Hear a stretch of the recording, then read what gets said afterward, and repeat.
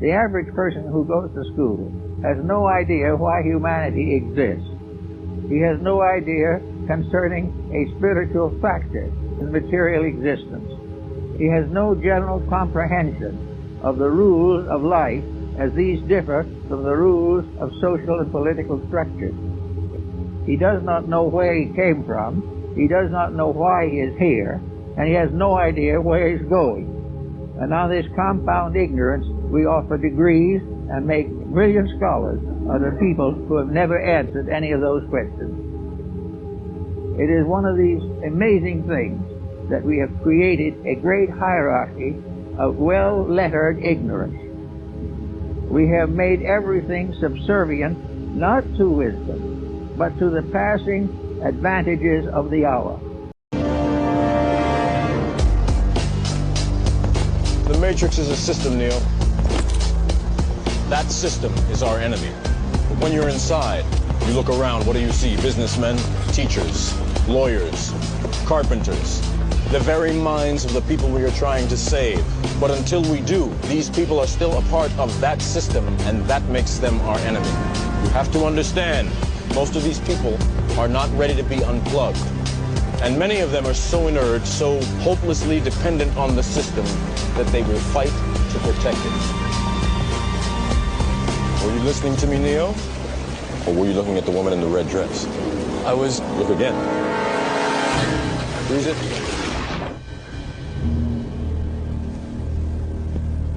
This isn't the Matrix. No. It's another training program designed to teach you one thing. Is any of it real? I mean, look at this. Look at it! A world built on fantasy. Synthetic emotions in the form of pills. Psychological warfare in the form of advertising. Mind-altering chemicals in the form of food. Brainwashing seminars in the form of media. Controlled, isolated bubbles in the form of social networks. Real? You want to talk about reality? We haven't lived in anything remotely close to it since the turn of the century. My God! Specimen Z isn't Carter's body. What is it? Specimen Z is a cure for cancer. Carter didn't die. He cured himself. Hold it right there. Carter, you found a cure for cancer? I didn't come up with it. A couple of eggheads I hired did. One of them's a Chinese. Boy, I don't like those people. But holy crap, wind them up and watch them go. How long have you had this? I don't know. When was that Who Let the Dogs Out song? You've had this since 1999? I could have you arrested for breaking in here. Carter, you've discovered the holy grail of modern medicine. Why the hell would you keep it buried like this? I'll tell you why. Because there's far more money to be made in treating a disease than in curing it. Why cure someone of cancer in a day if we can treat them for a lifetime and bill them every step along the way? What? That's insane! Carter, what you're doing here is criminal, and I'm gonna tell the whole world about it. Is that right? Who's gonna believe you? The internet? You'll be just another nutjob left-wing blogger. We're now learning that of the 62 people killed in the plane crash in Brazil, 8 of them were cancer specialists that were on their way to an oncology conference. And just imagine this, but the Regional Medical Council said there was actually 15 cancer doctors scheduled to be on board that 2-hour flight, but 7 of them decided to take an earlier plane. As of right now, we have no idea what caused the crash, as the crew did not call for help. Oh, it's you, Stan. What kind of favor?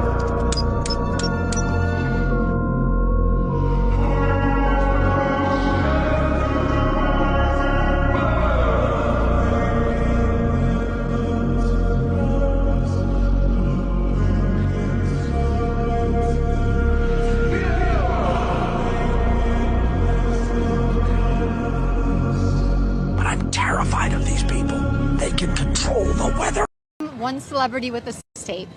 Kim Kardashian. Pamela Anderson. Kim Kardashian. Can you guys name one good role model for kids? Yes, Wolf.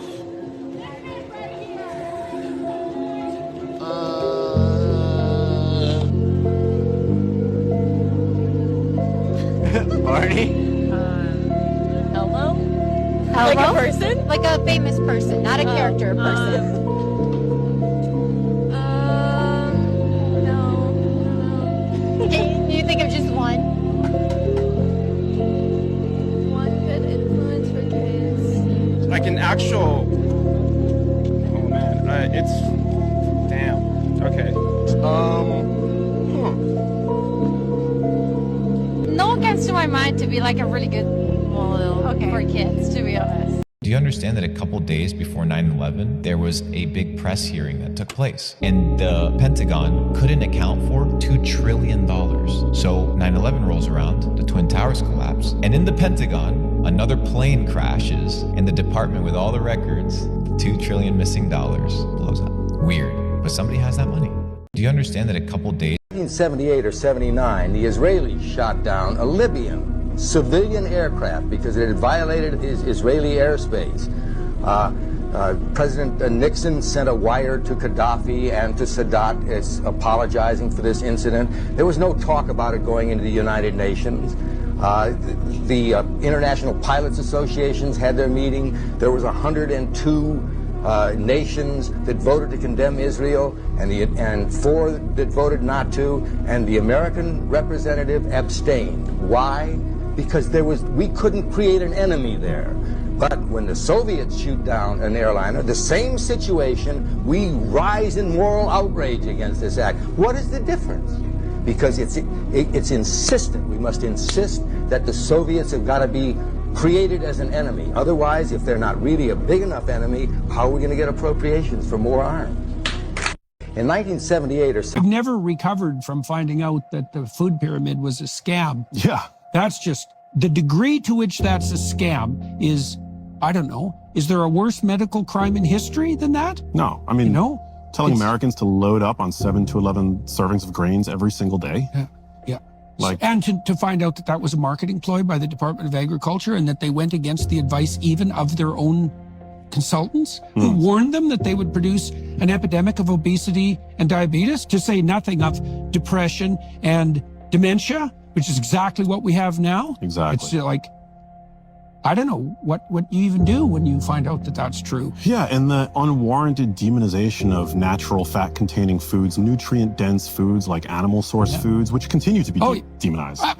Even by the American Diabetic, is it Association Society? I don't remember which one is still pushing the notion that, you know, diabetics can eat carbohydrates. Like, actually, I don't think so. I don't think that's a very good idea, since they're converted to sugar. This is one reason why they eliminated Prodigy Mobb Deep. Listen closely. Shots. They have major programs, immunization programs, where they're poisoning us. You know, they're infecting us with stuff on purpose, and it's called population control. They have these programs they do in Africa. They immunize the whole village. They'll give them shots, and it's poison. They're killing them. They're giving them disease. They're filling them up with mercury. Start any chaos, but I know what's about to happen next. I've been preparing for it for the past 6 years. You know, people see me come and go, but they don't know where I come and where I go. What I do know is, when I read the Bible, it does not lie to me. It says in the last days, leave the cities, go back out to the rural lands in the country. Learn how to make your own food, because if you're attached to this system, they're gonna own you. What's this country gonna do when money doesn't work anymore? Because money is almost over. Then that means there has to be another system of barter and trade. Chips are coming, microchips are coming. What do you think is, like, when you say that's coming, what do you feel? I feel like this country is going to find out it was never a country at all. It was always a plan for another plan. How much does Greece owe, Roger? $367 billion. Correct. And who do they owe it to? Mostly to the other European economies. Correct. How much does Ireland owe? $865 billion. Correct. And who do they owe it to? Other European economies, mostly. Correct. How much does Spain and Italy owe? $1 trillion each. Correct. Who to?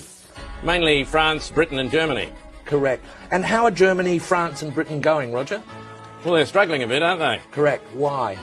Because they've lent all these vast amounts of money to other European economies that can't possibly pay them back. Correct. So what are they going to do? They're going to have to bail them out. Correct. Where are they getting the money to do that, Roger?